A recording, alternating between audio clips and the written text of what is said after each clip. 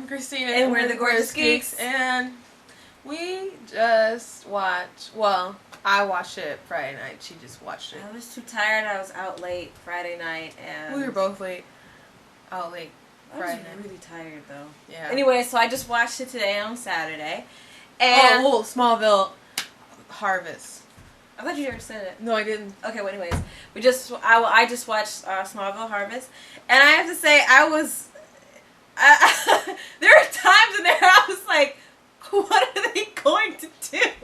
Yeah, I do have to say, I thought this episode was better than the last couple. I still think most of it was, all the Lois and Clark out in the country stuff, all that's pretty much filler stuff. The only thing that really, besides the relationship a little bit, that advances the plot of the relationship, but as far as what's going in next with what's important, the real enhancement of the plot came from the whole Tess, little Lex clone storyline. I actually felt kind of bad for Tess, but come on, we all knew that was going to happen.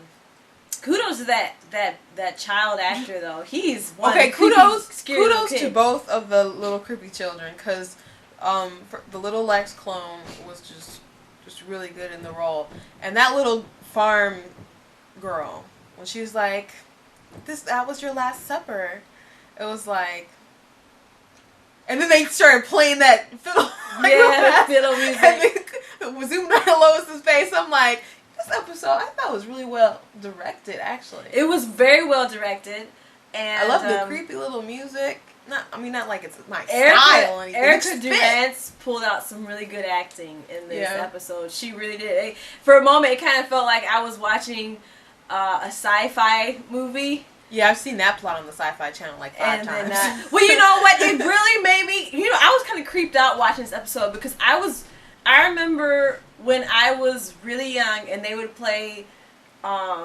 Children of the Corn, like the edited versions on USA, and I would watch that, and I was so scared. I'm an African American. That movie made me scared of white people. I'm sorry, it's the truth. I was terrified of Caucasians after I saw Children of the Corn. Then I went to school and I got over it. So, I thought you watched Saved by the Bell and fell in love with Zach Morris. Yeah, I watched Saved by the Bell, fell in love with Zach Morris, and then I was like, okay, I'm not scared of white people anymore. But Children of the Corn freaked me out so bad. So while I was watching this episode of Smallville, it was like there was a prickle in my neck the whole entire time I was watching this, because I just thought for sure somebody was going to come out and say Malachi and just start killing people. This is one of those episodes it's like, how are they going to get out of this? Because usually Smallville is pretty predictable from beginning to end, but yeah, this was unpredictable. I'm like, how are they gonna get out of this situation?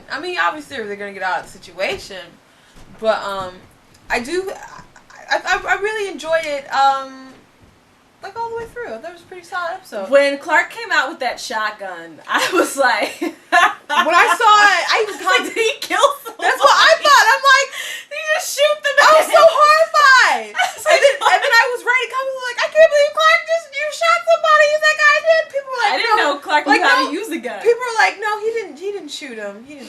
So I'm like, oh.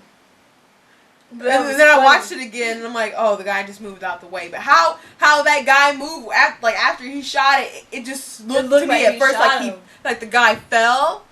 So, I think they need to maybe be a little more careful about how they shot that, because I'm like, Superman wouldn't even kill aliens from aliens. But back to Erica Durance, when I've seen a lot of different things where in the different sci-fi movies and things, when the people are about to kill this person and they go through a speech of why me, or it kind of made me think of also like the Wicked Man with Nicolas Cage. Do not see that movie. That ending was terrible. And then also I was thinking about The Crucible as well. Made me think of that. Once again, they had to dress Lois up into another costume. Well, you know what? I gotta say, Clark looked really good. Tom Welling looked very nice in farm clothes. He should totally go redneck sometimes. Drop the plaid and just something about that. I don't know. Yeah, he wore green and gray. It wasn't like his Superman colors. It was interesting. I just thought about that, but but it was really actually the acting from Tom Welling was pretty good too. I would say I wouldn't say anybody from this episode did bad. I think everybody. I thought it was even from all the extras to everything. I thought everything was pretty good. The only thing I gotta say though is I thought I've complained about this in the first episode, the glowing. Like when the people left and Clark was in the ground and it started glowing, it's there to visually tell the audience that the effect is ending, or when he's healed, just give it more of effect. But I gotta say, it's so cheesy. It really is, and I don't think it doesn't bother me. I don't think the viewers are brain dead. It doesn't bother me. That you have to emphasize. I'm like, people don't randomly glow. Grass doesn't randomly glow. It wasn't. I don't know. And by the way, I'm trying to defend it. I can't. You can't defend the glow. And then it doesn't bother me though. Well, it doesn't bother you. I'm just saying it's stupid. But when they walked away and he was able to got some powers back, at least a little bit. If it's in the water, it's in everything. It's in everything, including the soil. So. Good thing he didn't go near an outhouse. Oh. Yeah, so that was what they always do, something inconsistent with the kryptonite. They always he has to fall over so weak and dying because there's Lana's little rock. But if there's a kryptonite bomb on the roof of the Daily Planet, he doesn't know it until he opens that door. That is like, true. Oh, I can see it. It hurts me now. Yeah, maybe it's psychological. I don't know. But they are inconsistent, they are inconsistent. There's always. But I do gotta say, I love comic books even. I don't know. Lois was just so funny. Like when she's like, "They want to sacrifice me to grow bigger tomatoes." I thought that was funny. I thought that was funny when she did her rant. Like he will raid his heat vision and destroy your crops with his ice breath. Clark's just like Lois. I thought that was I love that. That was so funny. It was really good. And I know some people who don't like the romance or is annoyed by the whole Clois thing. One thing you have to realize that Smallville isn't overstepping their boundaries when it comes to Lois and Clark's relationship. Lois, whenever there's a Lois and Clark moment in a comic book, Lois is always there encouraging him to be the Superman that he knows himself to be. It's not like she's making him the Superman, or it's like she's like just a little angel on his shoulder that's just helping him along the way. And that is comic book consistent. I think it is. I think the issue with people maybe thinking that she's overstepping her boundaries as far as making Clark into Superman. No. I think that problem lies within how long it's taken Clark to become Superman. Yeah. And I don't think you can blame that on the Clois. That's just a fault that they made with him taking him so long to get to Superman. So Smallville, you just have to kind of count the blur as Superman 1.0 and Superman is Superman 2.0. So so you can say that he's been this hero and she encourages him to become better because she really does. Yeah, I do have to say I know some people literally like, oh yes, Clois sex, and they like wanted me to get excited. I'm like, whoa. Like, it's not my thing.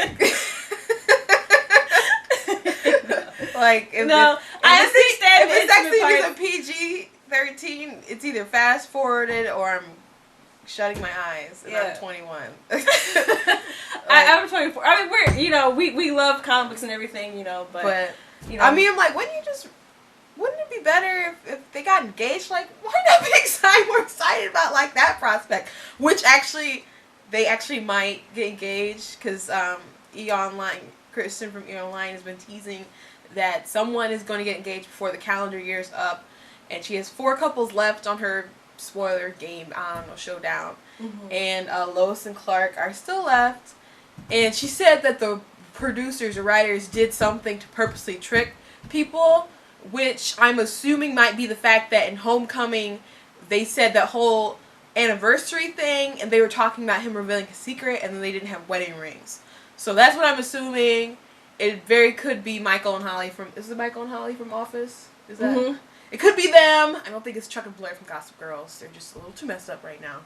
And it's not going to be Cuddy. That's just ridiculous. House and Cuddy. Yeah, I do think it's done either Michael and Holly from The Office, and Lois and Clark from Smallville, and I'd be flipping a coin. I'm not, no telling. I like for couples to fall in love and get married, and then they can, not bounce chicka wow wow all they want. That's what I be more comfortable with. Yeah, and that's just how we're raised. We're good Christian women. No, I can't say the scene was racy. Oh, the scene wasn't raunchy at all. The scene wasn't raunchy at all. It I mean, kind of when they held hands, it was actually pretty sweet.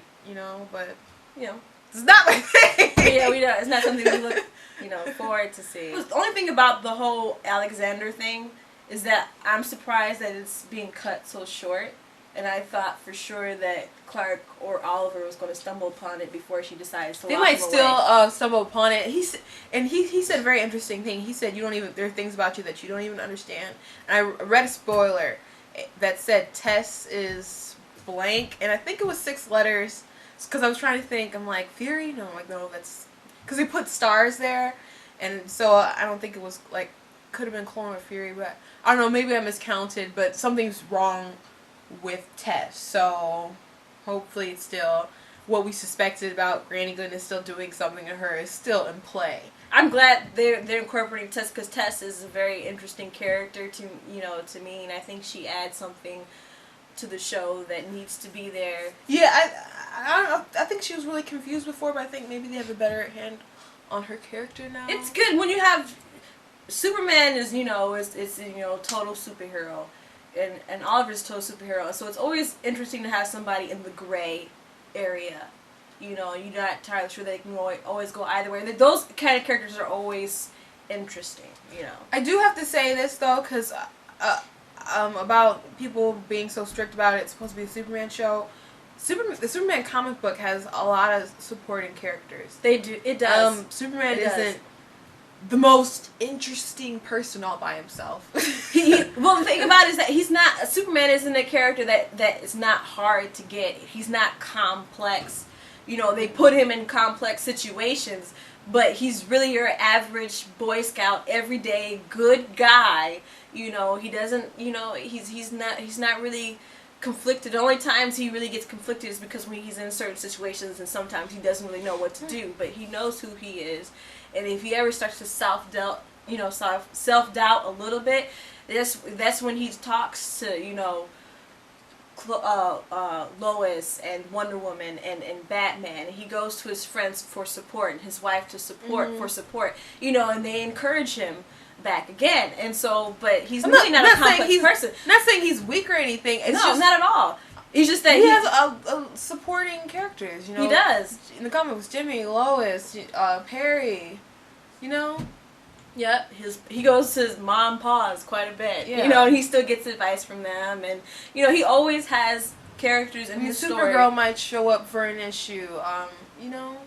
Yeah, all of them will stop by. You get to see everybody.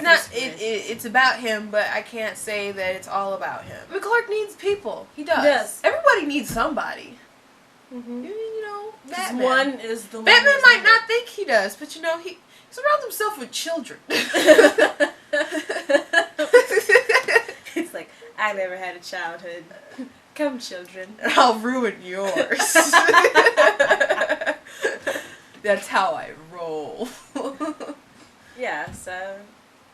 But overall, I thought it was pretty good. I enjoyed it. I did. Wait, how did that one board kill both the tires on each side, though? I'm Christina. I don't know. I didn't think about that. I'm Katrina. We're the gorgeous Geeks.